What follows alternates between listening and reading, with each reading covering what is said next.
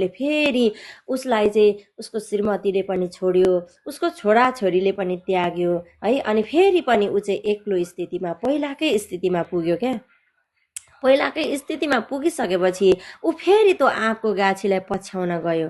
त्यहाँ जाँदाखेरि त्यो रुख चाहिँ बुढो भइसकेको थियो, उसले फल पनि दिन नसक्ने भएको थियो। अनि त्यति बेला चाहिँ त्यो रुखले चाहिँ के भन्यो भने, ए मानिस, तिमी फेरि पनि फर्केर म कहाँ आयौ? तिमीलाई मैले सक्दा त मैले तिमीलाई फल दिएँ, तिमीले तिम्रो आफ्नो आय आर्जन गर्यौ, तिमीले खायौ पियौ, तिमी सम्पन्न भयौ, मलाई भुल्यौ, तर आज फेरि मलाई सम्झेर आयौ है भनेर उसले, त्यो रुखले चाहिँ भन्छ क्या। अनि त्यो भनेपछि त्यो मान्छे पनि एकदमै वृद्ध अवस्थाको भइसकेको थियो, उसले काम पनि गर्न नसक्ने भएको थियो। अनि उसले चाहिँ त्यो रुखको फेदामा अडेस लागेर बस्दै गर्दाखेरि रुखले फेरि के भन्यो, एकदमै दया पलायो क्या त्यो रुखलाई चाहिँ। दया पलाएर त्यो रुखले भन्यो, अब तिमीलाई म फल दिन सक्दिनँ, तिमीले चाहिँ यही रुखलाई, मेरो यो रुख हाँगाहरू काट र बजारमा लगेर त्यो दाउरा बेचेर ल्याएर तिमी गुजारा चलाऊ, तिमी मिठो खानेकुरा किनेर खाऊ, पेटभरि खाऊ भनेर भन्यो है। अनि हाँगाहरू सबै त्यो मानिसले आँपको हाँगाहरू काटेर बजारमा लगेर बेच्यो। त्यहाँदेखि उसले खानेकुराहरू किनेर खायो होइन।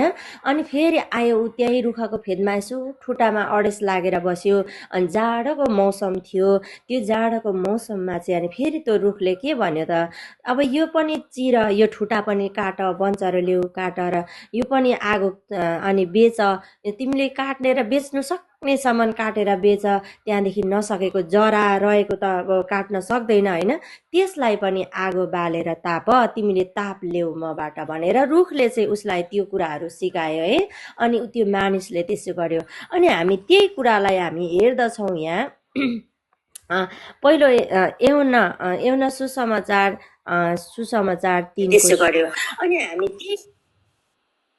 हेर्दछौँ, किनकि यहाँ चाहिँ के भनिएको छ भने, एउना सुसमाचार 3:16 चाहिँ यसरी लेखिएको छ, किनभने परमेश्वरले संसारलाई यस्तो प्रेम गर्नुभयो, उहाँले आफ्ना एकमात्र पुत्रलाई दिनुभयो, उहाँमाथि विश्वास गर्ने कोही प्रत्येक नाश नहोस्, तर त्यसले अनन्त जीवन पाओस्।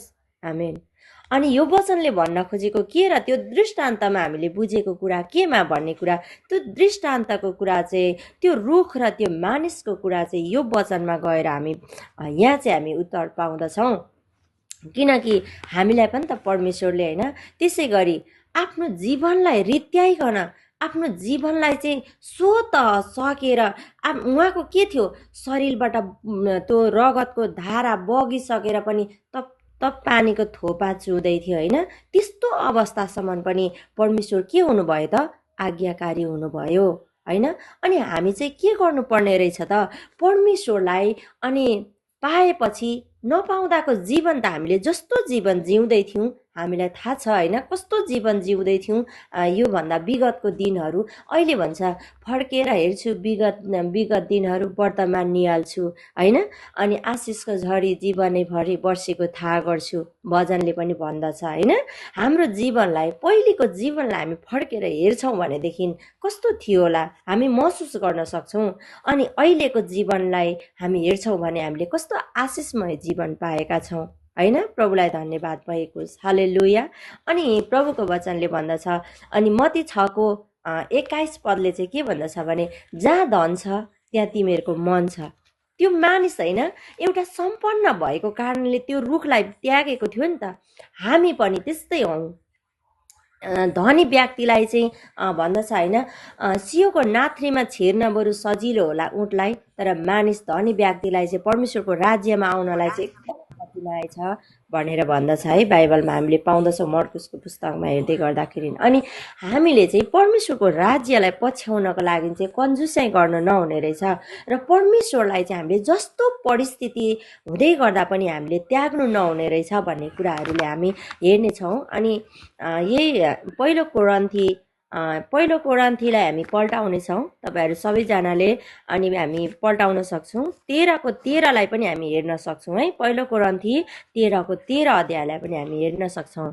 अनि यहाँ चाहिँ यसरी लेखेको छ, तर विश्वास, आशा, प्रेम यी 3 रहन्छन् र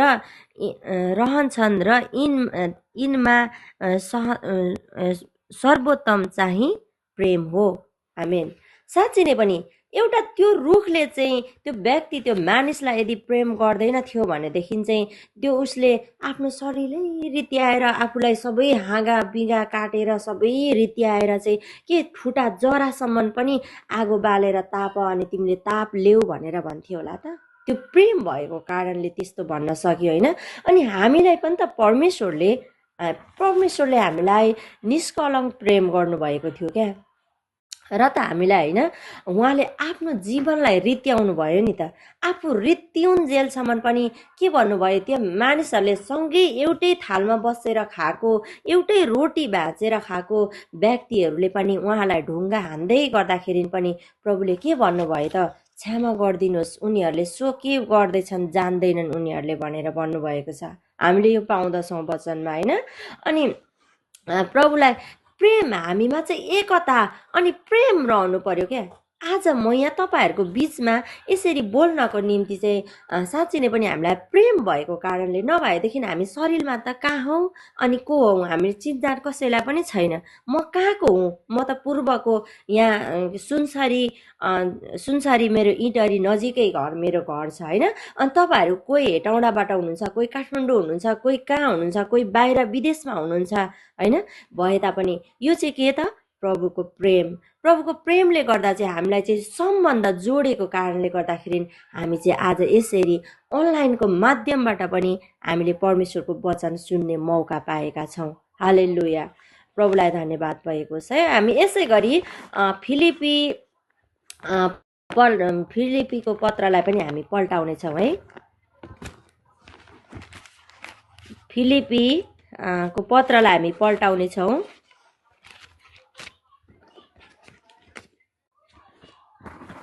फिलिपी 2:6-7-8 सम्म म पाठ गर्नेछु है। यहाँ चाहिँ यसरी लेखिएको